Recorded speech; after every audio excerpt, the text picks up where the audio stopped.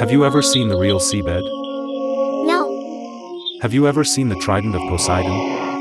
no, Have you ever seen the tears of the siren? no, If you and I meet in the deep sea, will you smile? maybe? No, you will be torn apart in pieces. Hey, guys, how are you doing? Use here. Raised by the sea, I love its vastness. However, after sunset, the dark black sea and eerie noises coming from afar occasionally still frighten me.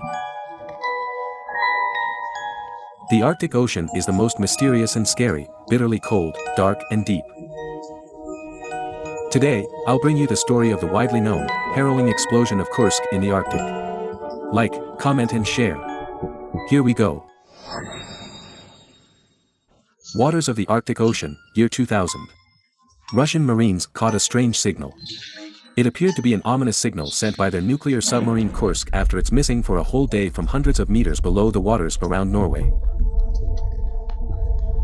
The experienced officer realized right away this unusual sound wave meant Kursk had already sunk. Russian Marines immediately called a Norwegian marine salvage company, but they refused. The first reason was that there was hardly human trace in those killer whale-infested waters, jagged icebergs also floating around.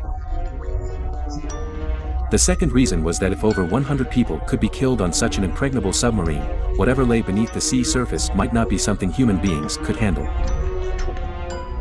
A whole month later, one Dutch company found the submarine in an ocean trench, sawed it in half, and hoisted the two parts out of water using 26 crane barges. What was inside the submarine caused the people present to suffer severe mental breakdowns.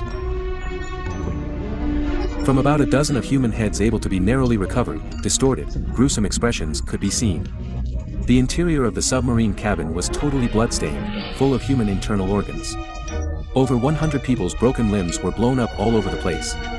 The horrible scene reminded people of a sea monster horror movie called Deep Rising.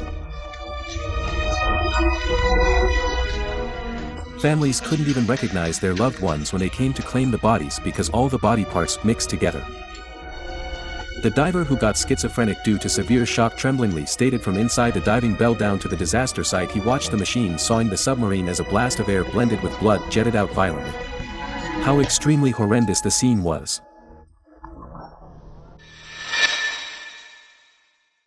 Some thought the submarine crashed into the sharp raised rock face of the trench, or the bottom of an iceberg.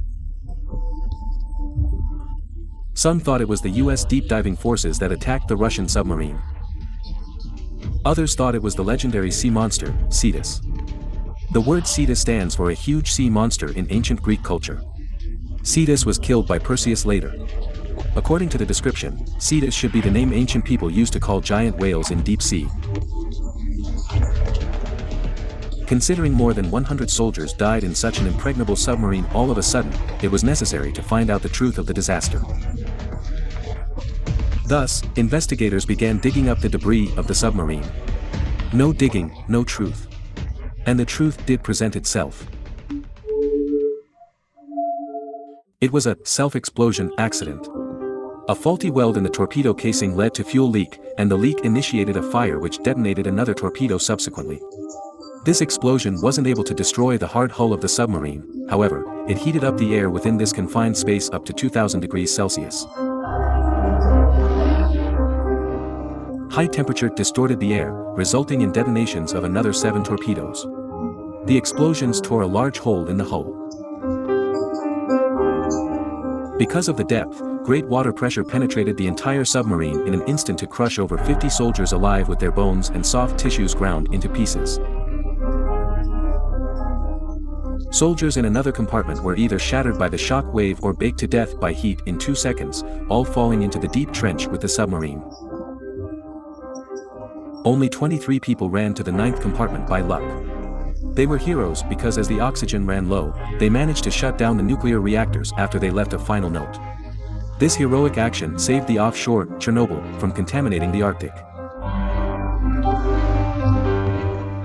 The Russian national emblem is still mounted on the memorial of the submarine Kursk. The Kursk submarine disaster was one of the most tragic underwater accidents. In contrast to the Kursk accident, in which explosion-induced water pressure difference squashed people externally, the accident we're gonna look next is indeed a horror show where living human beings exploded from inside out.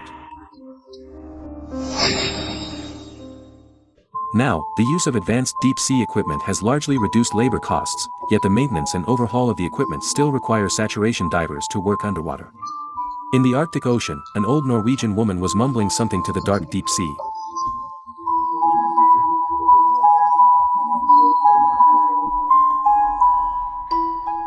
Humans violate the mysterious underwater world. Retribution will come and get you very soon. Nobody knew then at the same time of her chant, for divers were undergoing the most horrific way to die. First, let me explain what saturation diving and diving bell are to you. Simply, humans can't withstand the high pressure of the depth deeper than 120 meters, especially when they have to work for several hours down there. Think of this, many hairtails would die of ruptured swim bladders because of excessive internal pressure when they are raised from the sea. Therefore, if divers are going down, they need to adjust to high pressure first in the hyperbaric chamber. The diving bell is the equipment designed for oxygen supply as well as protection to divers. Initially, divers enter the diving bell, and meanwhile their tenders pressurize the bell, during which they must make sure the hatch is sealed. Then, with their underwater work done, they will enter the decompression chamber and the chamber hatch needs to be sealed too. Inside the chamber the pressure will gradually drop to 1 atmosphere. Finally, divers can leave the chamber safely. For human bodies to better adjust to the external pressure change, divers must be slowly pressurized or depressurized in a sealed environment. However, one little step in the whole procedures went terribly wrong. On November 5, 1983, in the Frigg gas field, Coward, aged 35, and Lucas, aged 38, were resting in the decompression chamber too. Meanwhile their fellow divers Bergerson and Hellevik were just about to enter the decompression chamber 1 after finishing their shift. Dive tenders Crewmen and Saunders, responsible for adjusting the pressure, were on standby. You can take it this way, 2 divers were in the pressurized chamber, the other 2 were in the depressurized chamber, and 2 tenders were adjusting pressure for them. No one would expect that day was the day the death visited. Seeing that 4 divers might be exhausted or overworked, with the interference of ambient noise, the sound of their talking on the communication system was faint. The 2 tenders were too experienced to pay much attention to their talk, believing the divers had already signaled the hatch was completely closed and it was safe to release the clamp to depressurize. So tender Crewmen released the clamp straight away. This fatal mistake turned the Arctic Ocean red in blood. Seagulls squawked out of fear. Because the hatch wasn't sealed, the moment the clamp was released, huge pressure differential caused the designed slowly depressurized chamber to explosively decompress from 9 atmospheres to 1 in an instant. At that time, Hellevik was about to close the hatch, so he was the closest to it, which had him pushed to the hatch under 25-ton pressure. His lung and kidney ejected out of his body, intestines blown away then scattered on the rig derrick over 10 meters away, he died immediately. Crewmen was struck by the blast, body falling into pieces. The other 3 divers' blood flash boiled due to the pressure, and their spinal fluid even poured into the brain. After their bodies were retrieved, it turned out all their organs had become mushy, and the hardest part, spines, had broken into pieces with a strong smell of burnt flesh. Mercifully, the whole process happened very rapidly.